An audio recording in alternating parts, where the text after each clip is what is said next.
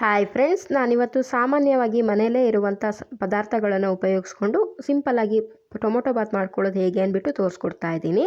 Stove ಮೇಲೆ ಒಂದು ಕುಕ್ಕರ್ನ ಇಟ್ಬಿಟ್ಟು ಅದಕ್ಕೆ 4 ಸ್ಪೂನ್ ಆಗುವಷ್ಟು ಎಣ್ಣೆ ಹಾಕ್ಕೊಂಡಿದ್ದೀನಿ.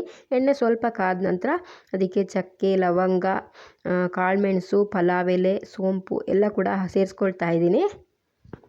ಇವಾಗ ನಾನು ಒಂದು ದೊಡ್ಡ ಈರುಳ್ಳಿನ ಉದ್ದುದ್ದಾಗಿ ಕತ್ತರಿಸಿ ಹಾಕ್ಕೊಳ್ತಾ ಇದ್ದೀನಿ.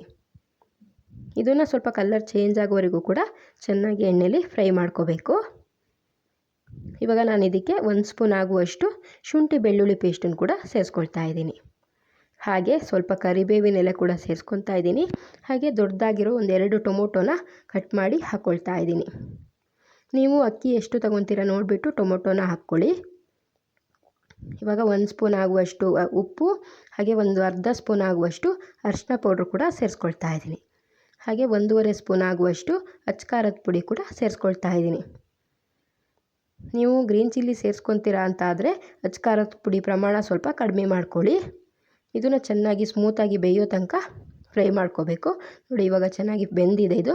ಇವಾಗ ನಾನು ಒಗ್ಗರಣೆಗೆ ರೆಡಿ ಮಾಡ್ಕೊಳ್ಳೋ ಮೊದಲು ಅಕ್ಕಿನ ನೆನೆಸಿಟ್ಟಿದ್ದೆ, 1 ಲೋಟ ಅಕ್ಕಿನ. ಅದನ್ನು ಇವಾಗ ನೀರನ್ನೆಲ್ಲ ಸೋಸ್ಕೊಬಿಟ್ಟು ಅಕ್ಕಿನ ಹಾಕ್ಕೊಳ್ತಾ ಇದ್ದೀನಿ. ಇವಾಗ ಇದನ್ನೆಲ್ಲ ಕೂಡ ಒಂದ್ಸರಿ ಚೆನ್ನಾಗಿ ಮಿಕ್ಸ್ ಮಾಡ್ಕೋಬೇಕು. ಇವಾಗ ನಾನು ಇದೇ ಗ್ಲಾಸಲ್ಲಿ 1 ಗ್ಲಾಸ್ ಆಗುವಷ್ಟು ಅಕ್ಕಿನ ತಗೊಂಡಿದ್ದೆ. ಸೊ ಅದೇ ಗ್ಲಾಸಲ್ಲಿ ಇವಾಗ 2 ಗ್ಲಾಸ್ ಆಗುವಷ್ಟು ನೀರನ್ನು ಕೂಡ ಸೇರಿಸ್ಕೊಳ್ತಾ ಇದ್ದೀನಿ. ಇವಾಗ ಇದಕ್ಕೆ ನಾನು ಸ್ವಲ್ಪ ಕೊತ್ತಂಬರಿ ಸೊಪ್ಪನ್ನ ಸೇರಿಸ್ಕೊಳ್ತಾ ಇದ್ದೀನಿ. ಕೊತ್ತಂಬರಿ ಸೊಪ್ಪನ್ನ ಹಾಕಿಬಿಟ್ಟು ಚೆನ್ನಾಗಿ ಒಂದ್ಸರಿ ಮಿಕ್ಸ್ ಮಾಡಿಬಿಟ್ಟು ಉಪ್ಪು ಸಪ್ಪೆನ ಇದೆ ನೋಡ್ಕೊಂಬಿಟ್ಟು ಸ್ವಲ್ಪ ಉಪ್ಪು ಬೇಕಿದ್ದರೆ ಹಾಕ್ಕೊಂಬಿಡ್ಬೋದು. ಇವಾಗ ಇದನ್ನು ನಾನು ಚೆನ್ನಾಗಿ ಕುದಿಲಿಕ್ಕೆ ಬಿಡ್ತಾ ಇದ್ದೀನಿ. ಮುಚ್ಚಿಬಿಟ್ಟು ಕುದಿಸ್ಬಾರ್ದು, ಹಾಗೆಯೇ ಕುದಿಲಿಕ್ಕೆ ಬಿಡಿ. ಆವಾಗ ಮಸಾಲೆ ಎಲ್ಲ ಕೂಡ ಚೆನ್ನಾಗಿ ಹಿಡ್ಕೊಬಿಡುತ್ತೆ. ಇಲ್ಲಾಂದರೆ ಮಸಾಲ ಬಂದು ಮೇಲೆ ಕುತ್ಕೊಳ್ಳುತ್ತೆ, ರೈಸು ಅಡಿಗಡೆ ಕುತ್ಕೊಂಡು ಮಸಾಲ ಎಲ್ಲದಕ್ಕೂ ಹಿಡ್ಕೊಂಡಿರಲ್ಲ. ಹಾಗಾಗಿ ಇವಾಗ ನಾನು ಮುಚ್ಚಿಬಿಟ್ಟು 2 ವಿಷಲ್ ಕೂಗಿಸ್ಕೊತಾ ಇದ್ದೀನಿ. ನೋಡಿ, ಟೊಮೊಟೊ ಬಾತ್ ಎಷ್ಟು ಚೆನ್ನಾಗಿ ರೆಡಿಯಾಗಿದೆ, ಎಷ್ಟು ಕಲರ್ಫುಲ್ಲಾಗಿ ಬಂದಿದೆ ಅಂತ. ಇದು ಇವಾಗ ನಾನು ಮಸಾಲೆ ಎಲ್ಲ ಕಡೆ ಹಿಡಿದಿದೆ ಅಂದ್ಬಿಟ್ಟು ಒಂದ್ಸರಿ ನೋಡ್ತಾ ಇದ್ದೀನಿ. ನೋಡಿ, ಎಲ್ಲ ಕಡೆ ಮಸಾಲ ಚೆನ್ನಾಗಿ ಹಿಡಿದು ಉದ್ರುದ್ರಾಗಿ ಬಂದಿದೆ. ಟೊಮೊಟೊ ಬಾತನ್ನು ತುಂಬ ರೀತಿಯಲ್ಲಿ ಮಾಡ್ತಾರೆ, ಮಸಾಲ ರುಬ್ಬಿಟ್ಟು ಹಾಗೆಲ್ಲ ಮಾಡ್ಕೊಳ್ತಾರೆ.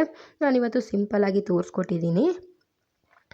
ಇದ್ರ ಜೊತೆ ಮೊಸರು ಬಜ್ಜಿ ಮಾಡಿಕೊಂಡು ತಿಂದರೆ ತುಂಬ ಚೆನ್ನಾಗಿರುತ್ತೆ. ನೀವು ಒಂದ್ಸರಿ ಟ್ರೈ ಮಾಡಿ ಹೇಗೆ ಬಂತು ಅಂದ್ಬಿಟ್ಟು ನನಗೆ ತಿಳಿಸಿ.